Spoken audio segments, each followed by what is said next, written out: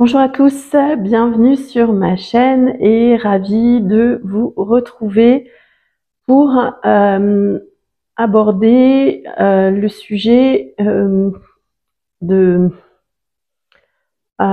comment suivre sa joie plutôt que de suivre finalement son mental, son ego, son mental ego, ses peurs. Et comment en fait les peurs et notamment aussi la joie, qui est l'opposé. On dit souvent l'amour ou les peurs, mais moi je préfère plutôt la joie plutôt que les peurs. Que l'amour, ça peut être aussi un sentiment qui peut être un petit peu plus complexe à identifier, alors qu'en fait la joie, ça va être vraiment très très léger. Et ça va nous inviter à suivre voilà, ce qui va créer de l'enthousiasme, voire de l'excitation. Donc, quand on vit quelque chose, ou même qu'on a des choix à faire, ou qu'on est voilà, dans sa journée en train de s'observer en conscience, et je vous invite tous à le faire au maximum pour pouvoir vraiment justement pouvoir vous explorer et puis passer à un état de conscience supérieure où ça va être beaucoup plus paisible. C'est vrai qu'on peut facilement être activé par des programmations qui sont en place depuis la nuit des temps, qui se réactivent aussi par rapport à notre vécu, par rapport à notre réalité. Et en fait, ces peurs, elles ont le mérite quand même de venir nous montrer en fait où on en est au niveau de nos blessures, qu'est-ce qui a encore vraiment qu'est-ce qui prend le pouvoir en fait sur nous. Et c'est en ça que c'est important à aller observer. Partout où vous avez une peur, en fait, ça va venir vous dire qu'est-ce qui prend le dessus en fait. Et c'est aussi un espace à aller explorer, dans lequel on va être invité à aller voir qu'est-ce qui est en train de se jouer derrière ces peurs en fait, à quoi elles permettent d'accéder. Et donc en ça, elles sont importantes. Et après, au-delà de ça, tant que ça reste des peurs et qu'on n'est pas, comment dire, chahuté en fait par son mental, avec beaucoup de pensées, beaucoup d'émotions, beaucoup de chaos, beaucoup de brouillard mental aussi. Et il y a beaucoup de perturbateurs endocriniens qui sont dans l'air, qu'on respire, qui sont dans la nourriture, dans l'eau, en fait, qui viennent bouleverser un petit peu aussi des fois nos états émotionnels et qui viennent perturber en fait le rôle de nos hormones et donc notre bien-être et notre connexion, notre alignement naturel. Mais ça va permettre d'aller voir finalement qu'est-ce qui m'active au niveau des peurs et d'aller voir si c'est véritablement réel. En général, ça ne l'est pas. Mais ça va quand même donner des indications sur les choses qui prennent le pouvoir sur nous. Et d'un autre côté, on a cette joie toute naturelle, toute enfantine pour ceux qui ont réussi à garder en fait leur part d'eux-mêmes joyeuse, innocente, voilà, qui vient de l'enfance, même s'il peut y avoir des blessures, des traumas, des abus qui ont altéré cette joie. L'idée, c'est véritablement de se reconnecter à elle pour pouvoir goûter la vie avec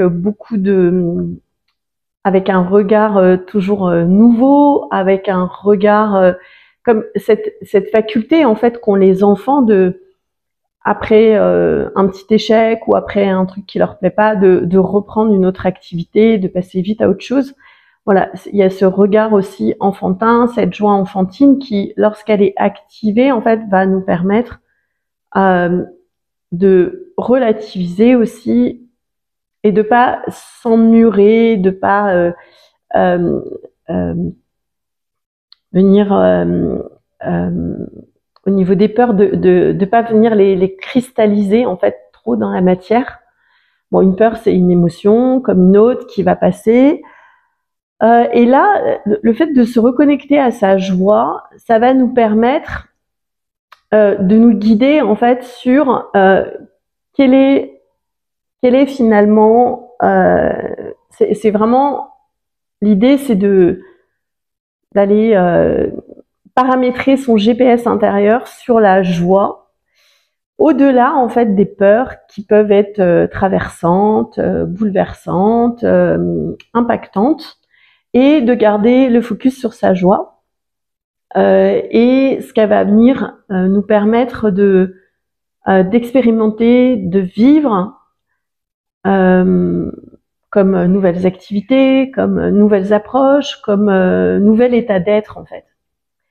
Et de suivre cette joie, de régler son GPS sur la joie, ça va aussi nous permettre d'avoir un objectif en fait à long terme. Et peu importe en fait finalement les parcours de vie qu'on a, les choix qu'on va faire, ça va nous permettre de nous servir de guidance en fait, de retrouver cette joie intérieure, ce désir intérieur, avec la question que j'adore, qui est pour moi la plus impactante, c'est finalement de toujours se poser la question, même si on n'a pas forcément la réponse sur le moment, qu'est-ce que je désire par-dessus tout? Parce que inconsciemment, quand on pose cette question, ça vient chercher vraiment au fond de notre cœur quel est notre désir le plus profond. Et même si on n'a pas les modalités, même si on n'a pas les détails, ça va venir nous connecter à la joie, au sentiment de bien-être et à ce qui en fait va sortir de nous, de notre feu intérieur, hein, de notre centre là au niveau du bassin, du hara. Ça va venir vraiment faire remonter toutes les pulsions de vie, les pulsions finalement pour aller chercher la joie. Et même si on traverse, voilà, des fois des chemins parsemés de peur, de doute, d'hésitation.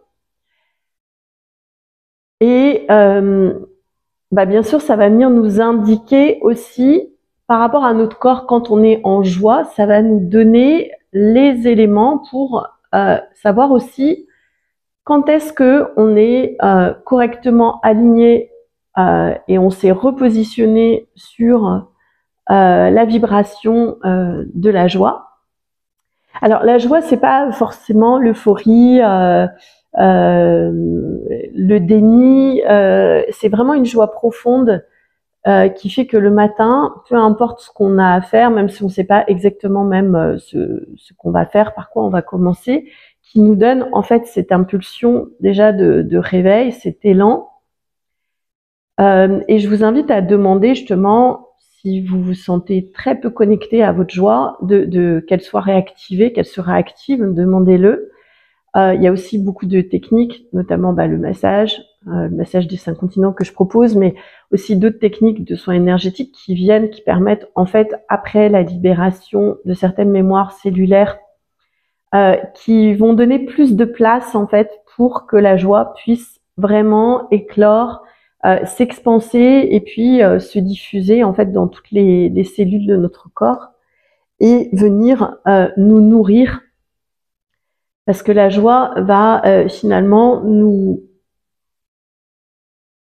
la joie, le rire, la béatitude, d'une certaine façon, la félicité aussi, des états de conscience qui... et quand je parle de joie, il y a pas forcément de raison d'être à la joie. Hein. C'est pas je suis en joie parce que je vais avoir une nouvelle voiture ou parce que j'ai un voyage de prévu. C'est vraiment une joie profonde qui vient d'un espace où il n'y a pas, elle n'est pas justement dépendante de quelque chose. Parce que si la joie est dépendante de quelque chose, ça va plutôt être de l'addiction, voire de la dépendance. Là, c'est vraiment la joie de cet entrain, cet élan vital en fait qui va nous permettre de diriger, de nous diriger vers quelque chose de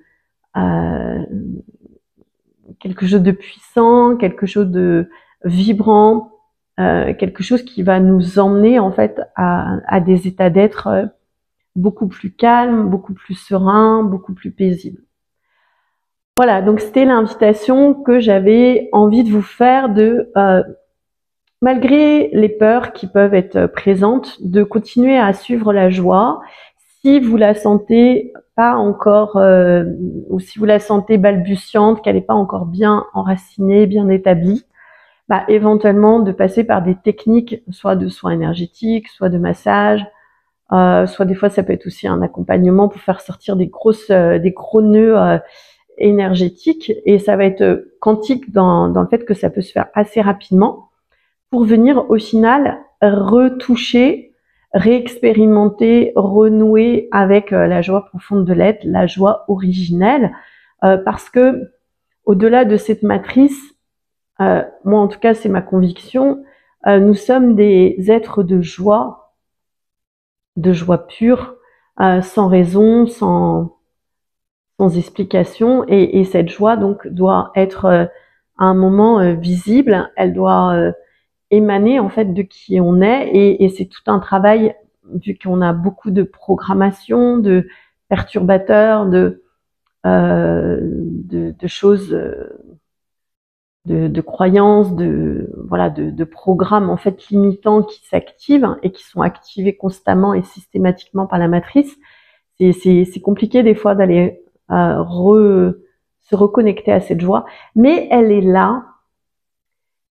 Elle est là, et déjà se donner le but, l'objectif en fait d'aller la toucher, d'aller s'y reconnecter, c'est déjà voilà quelque chose de fantastique, et ça vous permet de donner une direction sans forcément mettre des étapes très fixes de pour être en joie, je dois avoir ci, je dois avoir ça. Voilà, ça va pas mettre de conditions.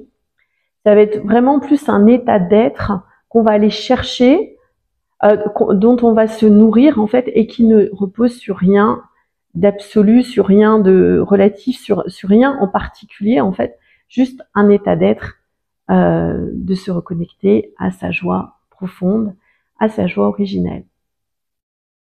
Merci pour votre écoute, merci pour vos abonnements, vos partages, vos likes, et de mon côté, je vous retrouve très bientôt en espérant que ma voix du coup se rétablisse aussi d'ici là. Je vous dis à très vite.